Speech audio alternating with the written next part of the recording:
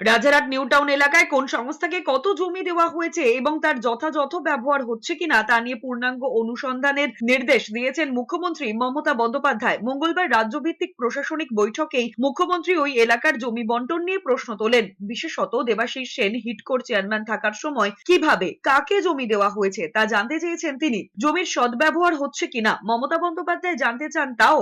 ওই বৈঠকে ছিলেন প্রাক্তন মুখ্য সচিব এবং এখনকার অর্থ দফতরের উপদেষ্টা হরিকৃষ্ণ দ্বিবেদী। সূত্রের খবর, মুখ্যমন্ত্রীর নির্দেশ, নবান্নের কার্যালয়ে না থেকে হিডকোয় বেশি সময় দিতে হবে হরিকৃষ্ণ দ্বিবেদীকে।